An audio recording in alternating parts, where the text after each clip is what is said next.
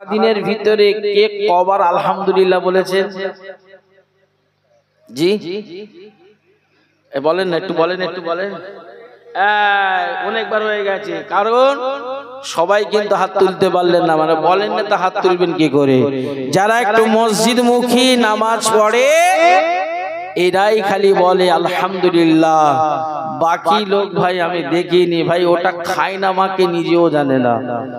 এমনও বাড়ি আছে হপ্তায় একবারও আলহামদুলিল্লাহ বলে না, এমনও বাড়ি আছে মাসে একবারও বলে না, এমনও বাড়ি আছে 6 মাসেও বলে না, এমনও বাড়ি আছে বছরে একবার বলে না, অথচ 80,000 টাকা দামি বহন একটা বড় গরু নিয়ে এসে কোরবানি দিচ্ছে। আমি ঠিক বলছি না ভুল বলছি?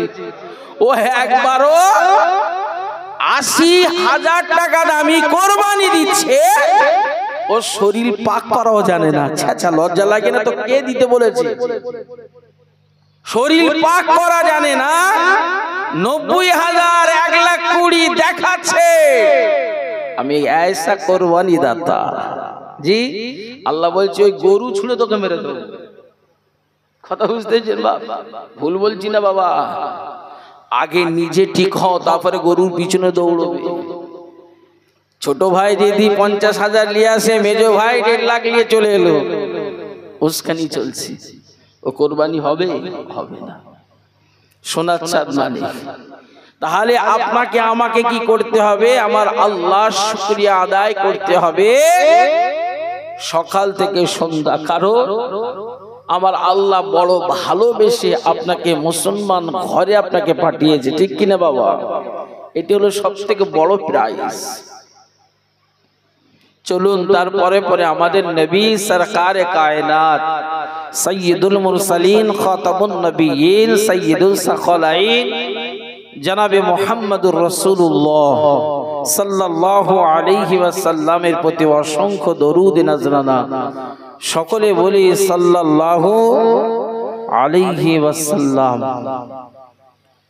ভাই আমার, দোস্ত আমার, আমি একটা কথার উপরে একটু আলোচনা রেখে সমাপ্তি ঘটাবো।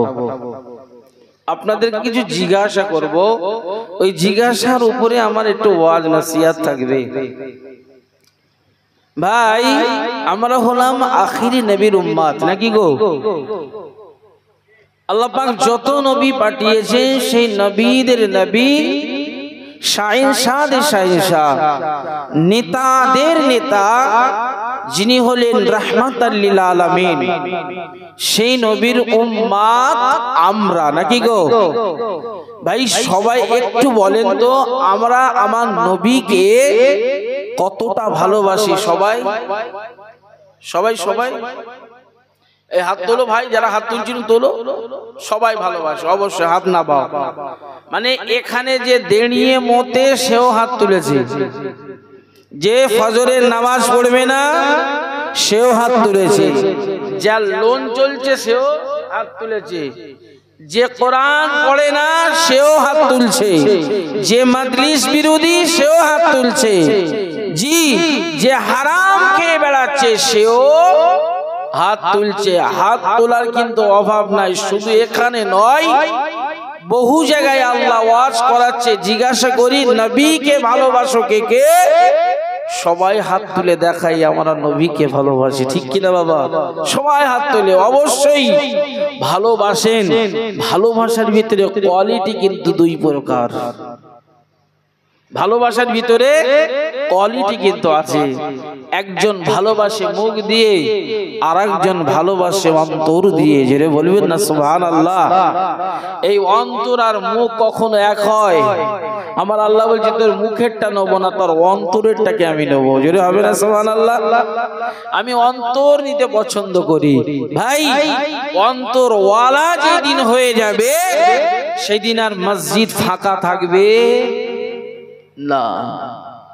অন্তর ওয়ালা যেদিন হয়ে যাবে লোন থাকবে না, সুদ থাকবে না, পণ থাকবে না, মেরে নেওয়া, কেড়ে নেওয়া, জুলুম, অত্যাচার, রাহাজারি কিছুই থাকবে না। যেদিন মুস্তাফা নবীকে অন্তর দিয়ে ভালোবাসবেন, আল্লাহ সেদিন থেকে আপনাকে মালামাল করে দেবে। জোরে বলুন, আরো জোরে হবে না? আমার আল্লাহ আপনাকে মালামাল করে দেবে এবং তামাম পৃথিবীর সমস্ত জিনিস আপনার জন্য আল্লাহ গোলাম বানিয়ে দেবে। জোরে হবে না সুবহানাল্লাহ? মেনেছিলেন তো তেনারাই, আল্লাহর ওলি, জবরদস্ত আল্লাহর ওলি। খাজা গরিবে নওয়াজ বাবা মাইনুদ্দিন চিশতি আজমিরি রহমাতুল্লাহ আলাইহি আজমগড়ের জমিনে ধন্য করে শুয়ে আছে।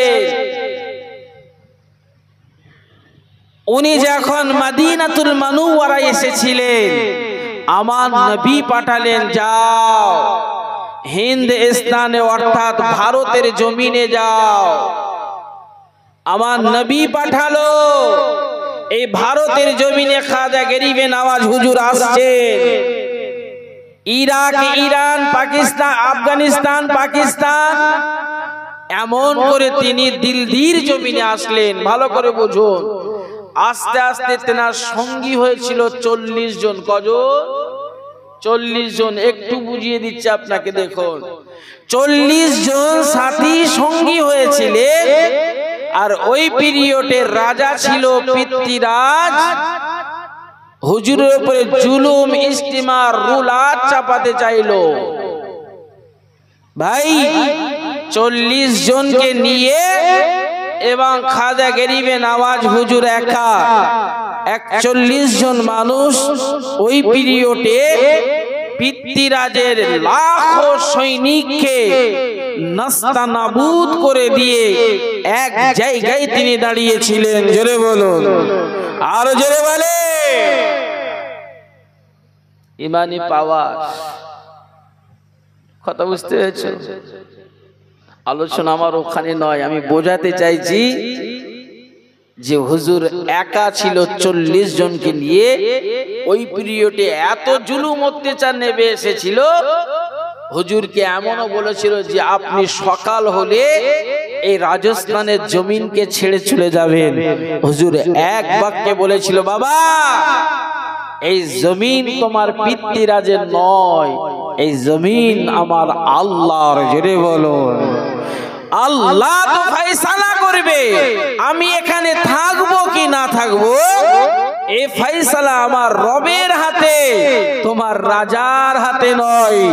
ওই পিরিয়ডের হুজুরের অহংকার, ওই পিরিয়ডের হুজুরের একতা, ওই পিরিয়ডের হুজুরের ঈমানি শক্তিতে এমন করে 1 লক্ষ 2 লক্ষ নয়, 90 লক্ষ বেঈমান ঈমানের কলমা পড়ে মুসলমান হয়েছিলেন। জোরে বলুন, আরো জোরে। ঈমানের কলমা পড়ে মুসলমান হয়েছিলেন। হুজুর একটাও লাঠি চার্জ করেনি, বমও মারেনি, পিস্তলও দেখায়নি, ভয়ও দেখায়নি। হুজুরের হক কারামাত দেখে তারা ঈমানের কলমা পড়ে নিয়েছিলেন। জোরে হবে না সুবহানাল্লাহ? তাই আপনাকে হতে হবে। আল্লাহর কোরআন কি বলছে দেখুন, মুসলমান শুনে খেলাও, জেনে খেলাও। ও নবী মাগের উম্মাত উম্মতিরা, ছেলেরা, বাচ্চারা, জওয়ানেরা, ও খাদিনার এই শিখমারা মানুষেরা, আল্লাহ পাকের পবিত্র কোরআন, ইন্নাল্লাহা আশতারা মিনাল মুমিনিনা আনফুসাহুম ওয়া আমওয়ালাহুম বিআন্না লাহুমুল জান্নাত।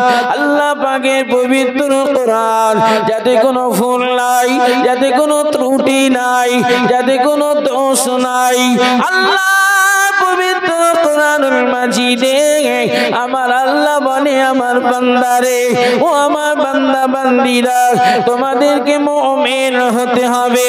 তোমরা যেদিন মুমিন হয়ে যাবে, তোমাদের জান মালকে আমি আল্লাহ খরিদ করে নেব।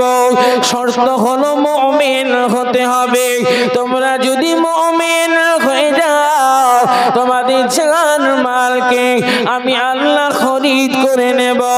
আমি আল্লাহ খরিদ করে নিয়ে পৃথিবীর জমিনে জমি জায়গা টাকা পয়সা ঘর বাড়ি নয় রে বান্দা, আমি আল্লাহ ওয়াদা করলাম ওয়া আমওয়ালাহুম বিআন্না লাহুমুল জান্নাত, আমার দয়ার জান্নাত দিয়ে দেব।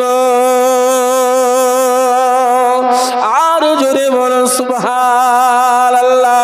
ওরে বান্দা তোকে মুমিন হতে হবে।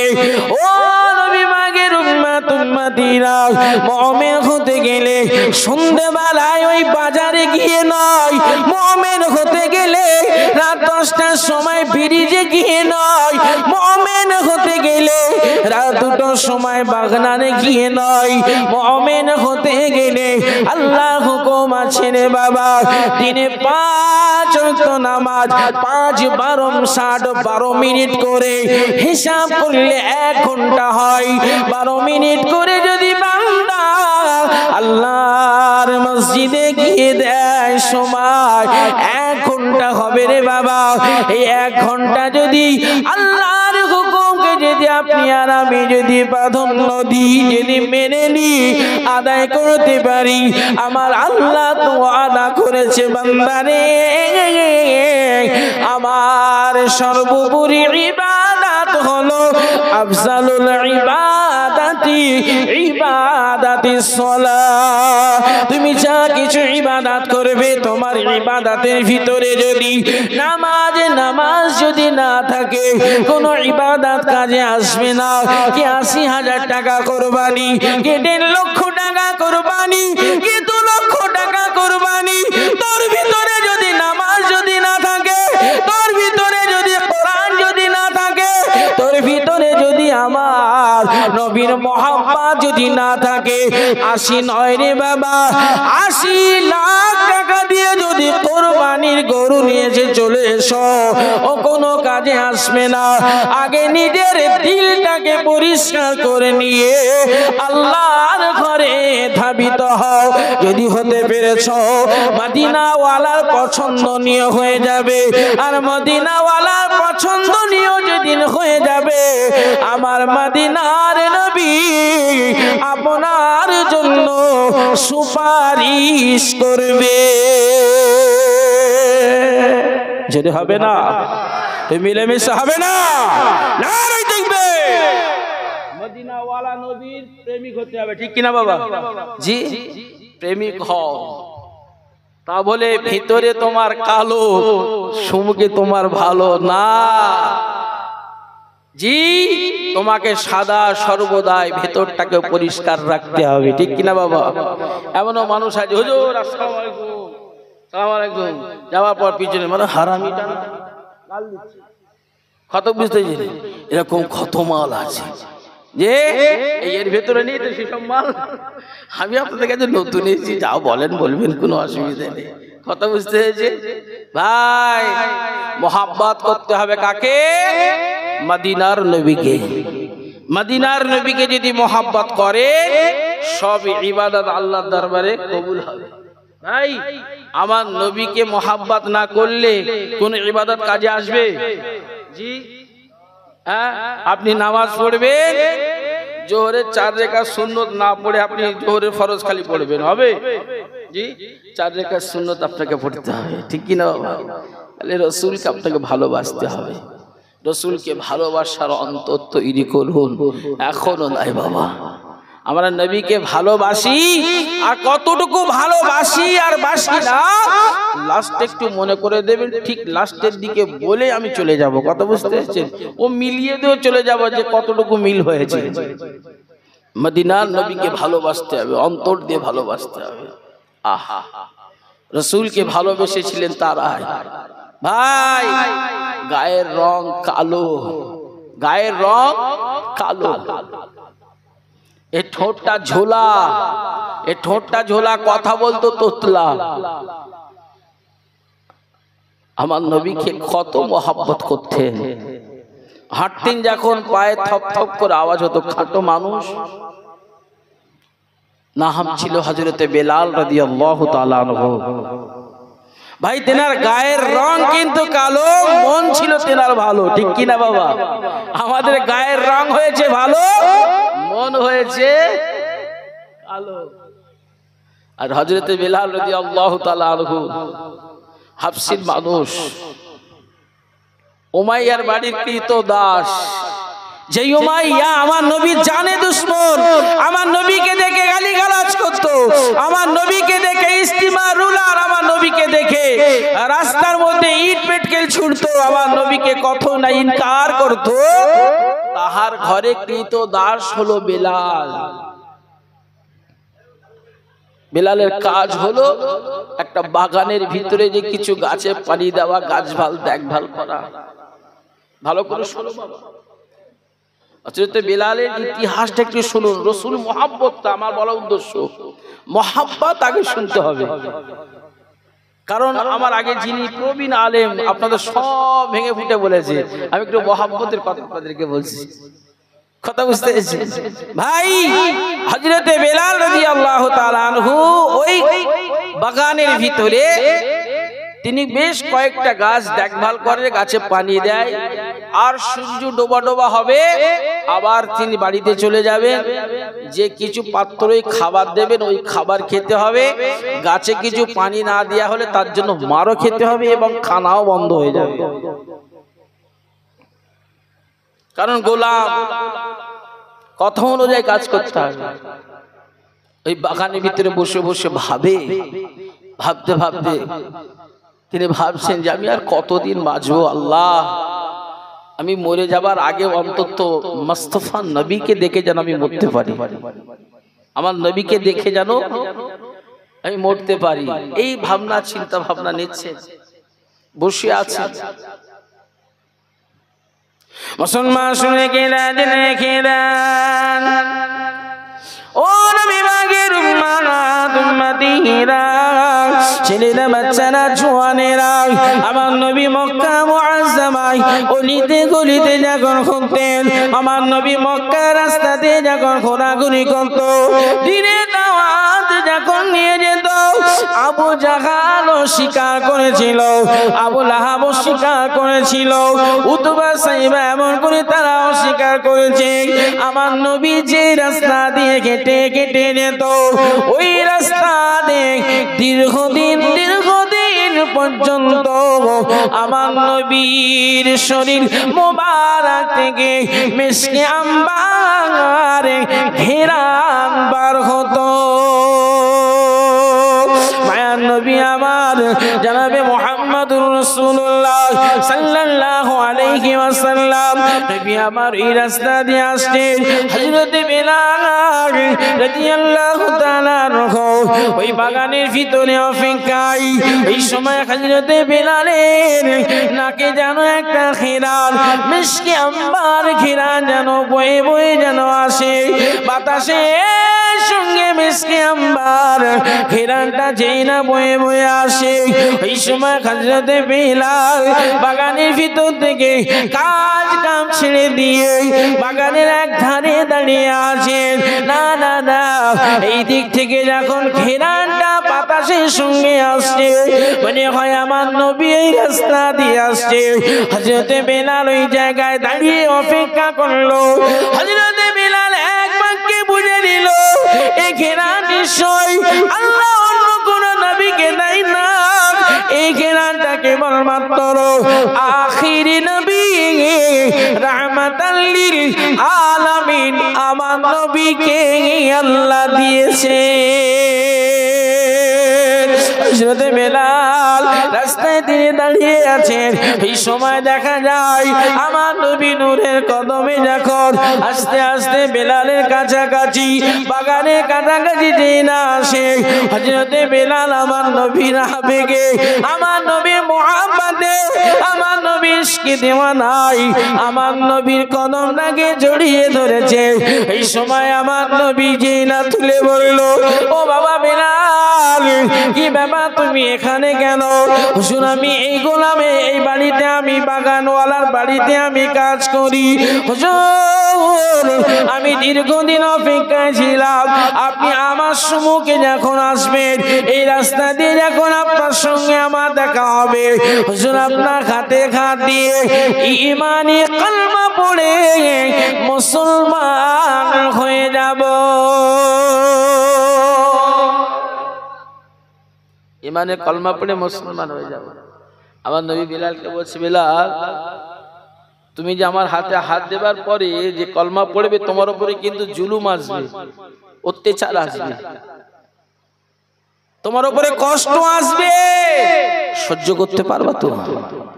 বিলালকে বলছে আমার নবী, সহ্য করতে পারবে তো? কঠিন অবস্থা আসবে। হযরত বিলাল এক বাক্যে বলেছিলেন, ইয়া রাসূলুল্লাহ, আমি বিলাল আমার জান যেতে রাজি আছে, কিন্তু মায়ার নবীকে ভুলতে আমি রাজি নই। জোরে হবে না? আরো জোরে হবে না? বিশ্ব নবী বিলালকে মক্কায় রেখে মদিনায় যাচ্ছে। হযরত বিলালের এই কোমর থেকে হাঁটুর নিচে পর্যন্ত একটা কাপড় পরিধান, সারা গায়ে কিছুই নাই। মক্কা থেকে মদিনায় যেতে যেতে সেই পিরিয়ডে ভাই, এখনকার তো সৌদি সরকার রাস্তা করে দিয়েছে, গাড়ির স্পিড 150-200 স্পিডে দৌড়চ্ছে মক্কা থেকে মদিনা রাস্তা। আর সেই পিরিয়ডে রাস্তা ছিল না, পাহাড় থেকে মরুভূমি পার করে আবার পাহাড়, মরুভূমি পার করে হযরত বিলালের সারা শরীরে ছিঁড়ে চূর্ণ বিচূর্ণ হয়ে রক্ত ঝরে ঝরে পড়ছে। আমার নবীর সম্মুখে দাঁড়িয়ে গেছে। আমার নবী বলছে, বিলাল তোমার সারা শরীর থেকে রক্ত পড়ছে, আর তুমি রক্ত কষ্ট কিছু বুঝতে পারোনি? বলছি, ইয়া রাসূলুল্লাহ, আমি তো রাহমাতাল লিল আলামিনকে দেখছি। জোরে হবে না? আরো জোরসে হবে না? আমার ক্ষুধাও দূর হয়ে যায়, জ্বালা যন্ত্রণাও মিটে যায়। জোরে হবে না? সুবহানাল্লাহ। বহু সাহাবী পর্যন্ত বলেছে, আমার বাড়িতে 2 দিন 3 দিন ধরে খাওয়া হয়নি, অথচ আমি মসজিদে নববীতে এসে আমার নবীর পিছনে যে ইক্তেদা করেছি, আমার নবীর নূরানি চাঁদের চেহারা দেখেছি, আমার ক্ষুধা মিটে গেছে। জোরে হবে না? সুবহানাল্লাহ।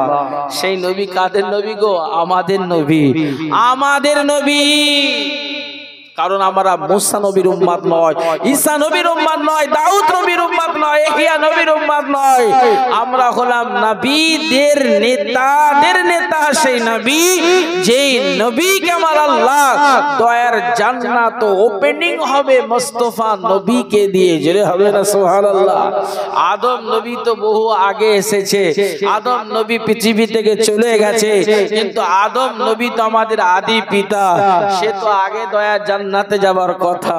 কিন্তু আমার আল্লাহ বলছে, যখন রসুলগণ সব জান্নাতি হবে, জান্নাতের দরওয়াজার সম্মুখে যেই চলে যাবে, জান্নাতের ফেরেশতা দরওয়াজা তখন খুলতে থাকবে না।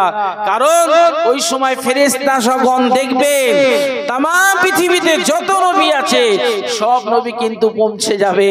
সেই সময় জান্নাতের দরওয়াজা খোলা হবে না। ওই সময় জান্নাতের দরওয়াজা ফেরেশতা তখন বলবে, ও নবীগণকে লক্ষ্য করে বলবে, তোমরা যে জান্নাতের সম্মুখে এসেছো, এখনো পর্যন্ত আমার মায়ার নবী পর্যন্ত এসে পৌঁছায়নি। জোরে হবে না? খবর নেবে মুস্তাফা নবী কোথায়। তখন মুস্তাফা নবী কখন যাবে মিজানের কাছে, কখন যাবে পুলসুরাতের কাছে, কখন যাবে হাউজে কাউসারের কাছে, তার গুনাহগার উম্মতিদের ব্যথায় ব্যথিত থাকবে। জোরে হবে না? সেই সব উম্মতের আওয়াজ এত আস্তে, জোরে বলো না, নারী দেখবে, নারী দেখবে। কথা বুঝতে পেরেছো? মুস্তাফা নবীকে আমরা ভালোবাসবো তো? কে কে ভালোবাসবে একটু হাত তোলো তো দেখি। সব হাত আল্লাহ জানে। না বাবা, না অত বেশি হাত তুলিস নি, ভয় লাগে। বেশি হাত উঠে ফেললে আবার ভয় লাগে। ঈদের সময় চুল কেটেছে, কোরবানিতেও চুল কাটবে। কি কাটিং চুল কাটবে। আবার অনেকজন আবার সে বলছে কোরবানির সময় বলে চুল গোপ দাড়ি খাবে, মানে এই গোপের পানি খাওয়া হারাম, তাই গোপটাও কাটবে না। বলছে এক জবাই করে তারপরে যে গোপ চুল দাড়ি কাটবে। কথা বুঝতে এসে সোনার চাঁদ মানিক, ভুল বুঝবেন না। মহাব্বত আগে লাগাও আর ইমাম সাহেবের সঙ্গে বন্ধুত্ব করো, ঠিক কিনা বাবা? জি, আপনার এই এলাকায় দেখবেন প্রধান থেকে, পঞ্চায়েত থেকে, উপপ্রধান থেকে, এই অমুক তমুক এটা সেটা কম বেশি সবার কাছে নাম্বার আছে, কিন্তু ইমাম সাহেবের নাম্বার সবার কাছে নেই।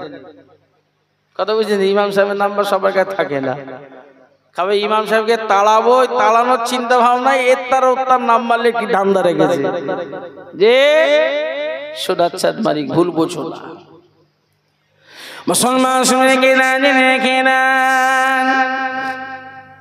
ও নবী মাগের উম্মাত উম্মতিনা, ছেলেরা বাচ্চারা জওয়ানেরা, হযরত বেলাল রাদিয়াল্লাহু তাআলা আনহু আমার নবীকে কেমন প্যার করতেন, আমার নবীকে কেমন ভালোবাসতেন, আমার নবীকে কেমন তাজিম করত। ওই সময় আমার নবীকে বেলাল লক্ষ্য করে বলল, ইয়া রাসূলুল্লাহ, ইয়া হাবিবাল্লাহ, হুজুর আমি মরে যেতেও রাজি, মুস্তাফা নবীকে ছাড়তে রাজি নয়। ওই সময় আমার নবীর হাতে হাত দিয়ে ঈমানের কালমা পড়ে হযরত বেলাল মুসলমান হয়ে যায়। আমার নবী চলে যায়, হযরত বেলাল রাদিয়াল্লাহু তাআলা আনহু এই সময় বাগানের ভিতরে চলে যায়। বাগানের ভিতরে দীর্ঘ সময় কাজ শেষ করে যখন সূর্য ডোবা ডোবা ভাব হয়, বাড়ির দিকে চলে যায়। যে ঘরেতে বেলাল থাকে এই ঘরেতে বেলাল চলে যায়। সময় মতো খাবার পেয়ে গেল, সারাটা রাত কেটে যায়। হযরত বেলাল আমার নবীকে দেখে না, আমার নবীর হাতে হাত দিয়ে ঈমানের কলমা পড়ে নিয়ে হযরত বেলালের মন যেন সবসময় চারিদিক যেন আকুবাকু হয়, মন যেন চারিদিক যেন চঞ্চল হয়ে যায়। আমি আমার নবীর হাতে হাত দিয়েছি, আমি ঈমানের কলমা পড়েছি। না না না না না, হযরত বেলাল সারাদিন কাজ করে রে বাপ। ও খাদিনার ঘাটের মানুষেরা ঠান্ডা মেজাজে শোনো বাবা, সারাদিন বেলাল কাজ করে নাই, রাত জাগর হয়ে যায়। ঘরের ভিতরে ঢুকে গিয়ে হযরত বেলাল ছোট্ট একটু আলো জ্বালিয়ে নিয়ে ওই সময় ঘরটা দরওয়াজাটা দিয়ে ঘরের ভিতরে আল্লাহ আল্লাহ আল্লাহ আল্লাহ আল্লাহ আল্লাহ এই জিকির করতে করতে সারাটা রাত কেটে দেয়। আমার নবীর ইশকে দিওয়ানা হয়ে যায়, আমার নবীকে এত প্যার করে। এই আওয়াজটা বেলাল যখন গোপনে না রাখতে পেরে প্রকাশ্যে হয়ে যায়, মক্কার চারিদিক আওয়াজ হয়ে যায়। উমাইয়ার বাড়ি হাফসির বেলাল কৃতদাস মুহাম্মাদের হাতে হাত দিয়ে ঈমানের কলমা পড়ে মুসলমান হয়েছে। এই কথাটা যখন সারা মক্কায় ভালো করে শুনুন, যে আওয়াজ হয়ে যায়, এবারে উমাইয়ার বাড়ির সম্মুখে লোক এসে হাজির হয়। কারণ ওই পিরিয়ডে তো পুরো তো মিথ্যে ধাঁধা দিয়ে মানুষকে ঘুরিয়ে রেখেছিল কে? আবু জাহাল। যত মিথ্যা বলেছে তত ঈমানের কলমা রাসূলের হাতে হাত দিয়ে ঈমানের কলমার দাওয়াতের কাজ আরো জোরে গেছে। জোরে হবে না সুবহানাল্লাহ? আবু জেহেল একটা দিকে খুব ভালো কাজ করেছে, যত মিথ্যা আমার নবীর নামে বলেছে তত দুর্গত গতিতে ওই দাওয়াত ঈমানের কলমার দাওয়াত আরো দুর্গত গতি হয়েছে। ভাই ওই পিরিয়ডে যখন চারিদিক খবর হয়ে গেল কোথায় উমাইয়ার বাড়িতে থাকা কৃতদাস বেলাল মুহাম্মাদের হাতে হাত দিয়েছে, এখনো উমাইয়া কিছু বলেনি। এই খবরটা যখন উমাইয়ার কানে যে আসলো, উমাইয়া সঙ্গে সঙ্গে ফলো করলো, লক্ষ্য করলো যে আমাকে যখন বলেছে নিশ্চয়ই আমাকে নিজ চোখে দেখতে হবে। সারা দিন চলে যায় আর রাতটা যে হয়, হযরত বেলাল ঘরের ভিতরে যে দরওয়াজাটা দিয়ে ঠিক যথারীতি টাইমে একই জায়গায় একই আলো জ্বালিয়ে তিনি ওই ঘরের কর্নারে আল্লাহর জিকিরে মশগুল হয়ে যায়। জোরে হবে না? আরো জোরে হবে না? যখন জিকির করতে থাকে উমাইয়া নিজে চোখে দেখেছে। ভাই উমাইয়া দরওয়াজাটা খুলতে বলল, হযরত বেলালকে লক্ষ্য করে বলছে, বেলাল তুমি খাবে আমার, পড়বে আমার, থাকবে আমার, আর মুহাম্মাদের হাতে হাত দিয়ে ঈমানের কলমা পড়ে নিয়েছো, ভুলে যাও। উমাইয়ার মুখের উপরে চোখের উপরে চোখে চোখ রেখে জবাব দিয়েছিল বেলাল, আমি মরতে রাজি আছি, উমাইয়া আমার মায়ার নবীকে ছাড়তে আমি রাজি নই। জোরে হবে না, আরো জোরে হবে না। আমি মরতে রাজি আছি কিন্তু ছাড়তে রাজি নয়। আপনি বলুন, আপনার এলাকা কোন মোড়লের মুখের উপরে কথা বলতে পারবেন? চোখে চোখ রেখে কথা বলতে পারবেন? হ্যাঁ, এখন তো এলাকা তো মসজিদে ক্যাশিয়ার হবে সুদখোর, হ্যাঁ, মসজিদের সভাপতি হবে ও আর এক খোর। কথা বুঝে তো, সব খোরেই ভর্তি, তারা দায়িত্ব নিয়ে বসে আছে। ভাই অনেক জায়গায় দেখেছি এরকম, মসজিদের দায়িত্ব নিয়ে এক ওয়াক্ত নামাজ পড়ে না। মুখে তো দাড়ি তো রাখে না, কমিটি আবার যে সেলুনে যে ফর্ম দিয়ে দাড়ি কাটছে, কে থাকতে বলেছে? যে কেউ বলেছে ও নিজে তো থাকা দরকার নেই, ওকে লজ্জা করা দরকার। ওই জাতি ওই ব্যক্তিগুলো লজ্জা করা দরকার, কারণ একটা আলেমের সম্পর্কে, একটা ইমাম সম্পর্কে যার জ্ঞান নেই, এমন এমন জায়গায় দেখেছি ভাই, সাধারণ পাবলিক শরীর পাক করতে পারে না, পেশাব করে পানি নাই না, সে মসজিদে বসে ওই ইমামের নিয়ে আলোচনা করছে। ইমাম সাহেব তার সম্মুখে আবার মাথা নিচু করে বসতে বাধ্য হচ্ছে। কথা বুঝতে পেরেছো? সেই আবার আর এমন পয়েন্ট কথা বললো, ওই ইমামকে রাখা যাবে না, ওই ইমামকে চলা যাবে না, কারণ ও কোন সময় একবার ইমাম সাহেবকে ডেকেছিল, হুজুর আমার মেয়ের পেটের যন্ত্রণা আছে, পানিটা পড়ে দাও। হুজুর এখন বলেছে এখন নয় পরে দেবো। ওর সেই দিন থেকে মাথা ঘুরতেছে, মালটা তাড়াবো কবে? ঠিক কিনা বাবা? জি, ওর কোন একটা জায়গায় ঘা দিয়েছিল বলে আজ ওই কথাগুলো বলছে। খবর নিয়ে দেখুন, না ওর বিবি পর্দায় থাকে, না মেয়ে থাকে, আর না কিছু শরিয়াতের জ্ঞান আছে। আল্লাহ তো ঘোরাচ্ছে, সব জায়গায় তো যাচ্ছি ভাই। ইমামদের নিয়ে আলোচনা করছে, ইন্টারভিউ হচ্ছে, আবার ইন্টারভিউ নিচ্ছে কি জানেন তো? কোরআনের হাফেজ থাকা দরকার, আলেম থাকা দরকার, মুফতি থাকা দরকার। এ জানোয়ার, তুই যে জিজ্ঞাসা করছিস তুই কত ক্লাস মুফতি হয়েছে? আমি কি ভুল বলছি বাবা? জি, পরীক্ষা নিচ্ছে কি জানেন? সেই লোক পরীক্ষা নিচ্ছে যে হাফেজও নয়, আলেমও নয়, কিছুই নয়, সে পরীক্ষা চাইছে যে এইগুলো কোথাকার ছাল কোথায় লাগাচ্ছে বলেন তো ভাই? জি, কোথাকার ছাল কোথায় লাগাচ্ছে, এ কি করে হয়? এ জাতি কি করে শুধরাবে? যে এখনো সময় আছে। আমার ওয়াজের ভিতরে এত কিছু বললেও একটাই কথা আমি বারবার তুলছি আপনাদের সম্মুখে, অন্তর নরম করুন, আর এই অন্তর থেকে নরম করে মদিনা ওয়ালাকে ভালোবাসুন।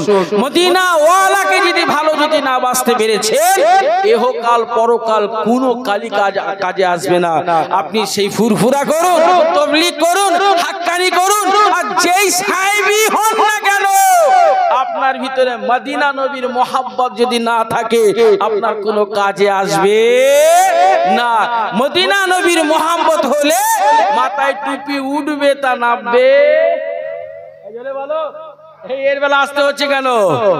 মদিনা নবীর মোহাব্বত হলে মুখে দাড়ি উঠবে তো চাচা। তুমি চাচা বলছো না চাচা বলছো, ঠিক বুঝতে পারছি না। চাচা আর চাচা দুটো একই, রানিং এ বলেন না। তাহলে মদিনা নবীর মোহাব্বত হলে চাচা যাবে না। মদিনা নবীর মোহাব্বত হলে অন্তত শরীরকে আমাকে পাক রাখতে হবে, ঠিক কিনা বাবা? বহু ছেলেকে দেখেছি, বহু বাবাজিকে দেখেছি, এখনো পর্যন্ত এরা রাস্তার ধারে দাঁড়িয়ে পেশাব করে, অথচ পানি নেয় না, খালি ঘন্টা নেড়িয়ে দিয়ে চলে আসে। জি, ওই ঘন্টা না হাতে হাতেও পড়ে যাচ্ছে, ওই হাত দিয়ে আবার খেয়েও ফেলবে। কথা বুঝতে, হাতও ধোয় না।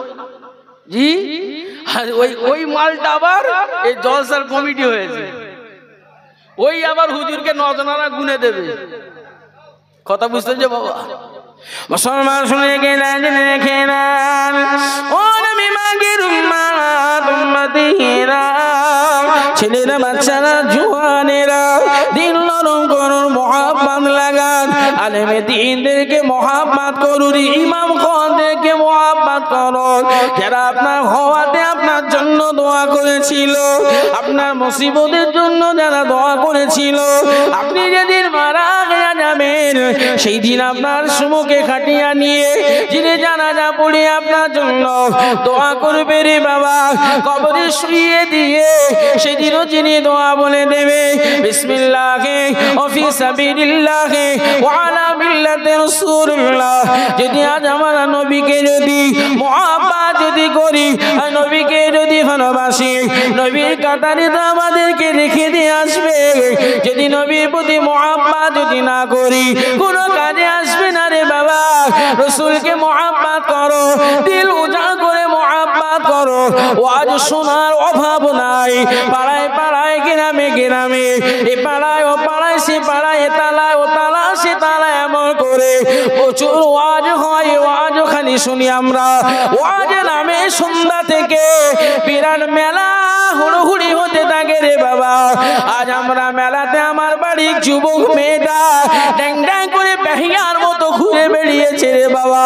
তোমার বাড়ির যুবকগুলো তারাও ড্যাং ড্যাং করে ঘুরে বেরিয়েছে রে বাবা।